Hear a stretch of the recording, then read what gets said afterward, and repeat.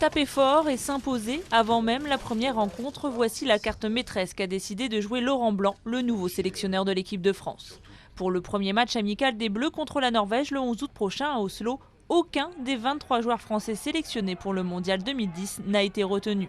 Une manière claire et précise de sanctionner leur comportement pendant ce mondial. Le 20 juin dernier, ils ont tout simplement refusé de s'entraîner pour protester contre l'exclusion d'Anelka, qui avait insulté Raymond Domenech. Inadmissible pour Laurent Blanc. J'ai été surtout indigné par certains comportements. Donc, évidemment, j'intégrerai ces éléments dans mon analyse et mes réflexions dans le futur. L'ancien international français avait pourtant déclaré qu'il n'était pas là pour donner des sanctions, mais prendre un nouveau départ. Cette décision est donc une surprise dans le milieu du football français, un milieu déjà fortement éclaboussé par les scandales, puisqu'après le fiasco de l'Afrique du Sud s'ajoute l'affaire Zaya. Pour sortir de cette crise, la fédération vient de nommer Fernand Duchossois comme nouveau président par intérim pour remplacer Jean-Pierre Escalette, considéré en partie comme responsable de la débâcle.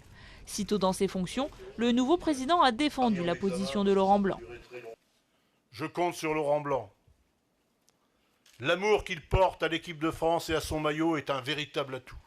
Je suis certain qu'il va faire renaître dans le cœur des amoureux du football cette flamme sacrée qui s'est éteinte. Sur la décision des 23, d'abord, ça a été une décision convergente entre le Conseil fédéral et l'entraîneur. Pour une fois que ça va dans le même sens, je crois qu'on ne va pas s'en plaindre. Il reste donc 13 jours au sélectionneur pour former sa nouvelle équipe. Il annoncera sa composition le 5 août prochain. Quant à Raymond Domenech, il n'est pas à l'abri d'un licenciement de la direction technique nationale.